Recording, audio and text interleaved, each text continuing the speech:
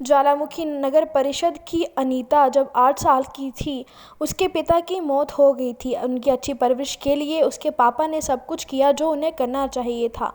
पापा ने घर बनाने के लिए 2 कमरों का कार्य शुरू करवाया जो अब खंडर बन गया है क्योंकि परिवार के पास कमरों के लिए छत बनाने के लिए पैसा नहीं जुड़ा। पापा की मौत के बाद मामा ने उन्हें काबिल बनाने के लिए पढ़ाई का जिम्मा लिया और भी ज़रूरतें पूरी कर रहे थे, लेकिन अब मामा नहीं रहे। अनीता के अनुसार नगर परिषद ने उन्हें बीपीएल में लेने के साथ साथ प्रधानमंत्री आवास योजना के तहत 1,65,000 मंजूर करवाए।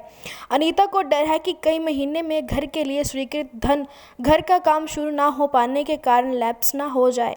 अनीता ने भी मदद की गुहार लगाई है। इस परिवार का जायजा शिवसेना पंजाब हिमाचल कार्यकारिणी अध्यक्ष रंजीत धीमान ने लिया कि उनकी स्थिति से सबको रूबरू करवाया और परिवार की मदद करने की प्रशासन व सरकार से गुहार लगाई है ताकि परिवार को छत नसीब हो सके और बेटी को कोई रोजगार भी मिल सके। हो रही है जिसकी मैं तहे दिल से शुक्रगुजार हूँ। परंतु श्रीमान जी, इससे मेरा मकान बनना बहुत मुश्किल हो पा रहा है।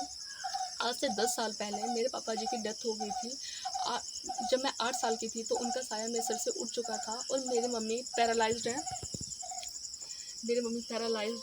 आज से 21 साल पहले मेरे पापा ने इस मकान की नींव रखी थी, परंतु मम्मी के पैरालाइज्ड होने पर वो सारा पैसा जो है वो मम्मी पे लग गया था, जिससे हमारा मकान नहीं बन पाया था। उसके बाद मेरे पापा को हार्ट अटैक, मतलब मेरे पापा की तबीयत ठीक नहीं होने लगी। उसके बाद पापा को 3 हार्ट अटैक के बाद मेरे पापा की डेथ हो गई। उसके बाद हमारा मतलब गुजारा करना बहुत मुश्किल हो रहा था। धीरे धीरे जैसे जैसे बड़े हुए आज श्रीमान जी हमें एक आशा की किरण दिखाई दी है मकान से रिलेटेड।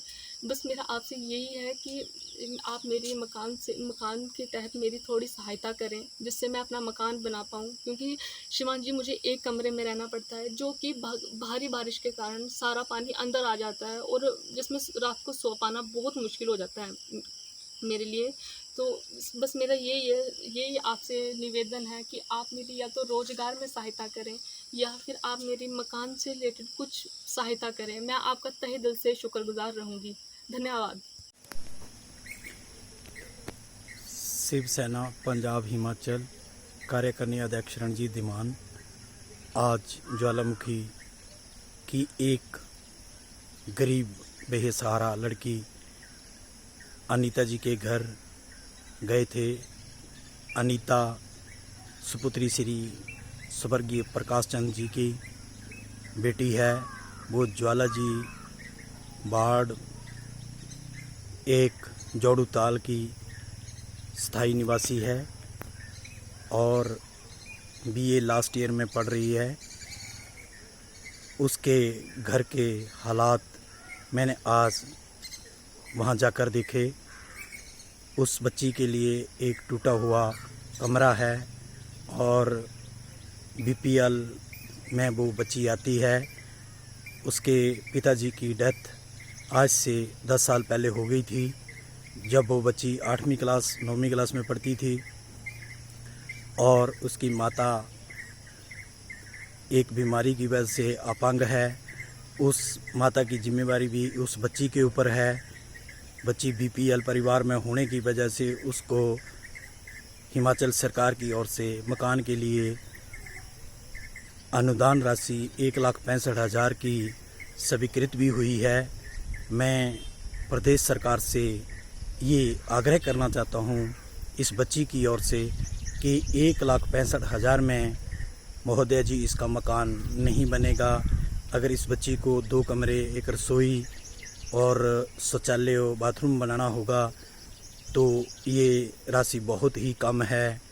मैं हिमाचल प्रदेश मुख्यमंत्री श्री जयराम ठाकुर जी से निवेदन करना चाहूँगा कि आज भारत सरकार, हिमाचल सरकार बार बार ये कहती है कि बेटी बचाओ बेटी पढ़ाओ। इस बच्ची की फीस भी इसके मामा जी देते थे, कारणवश उनकी भी मृत्यु हो गई।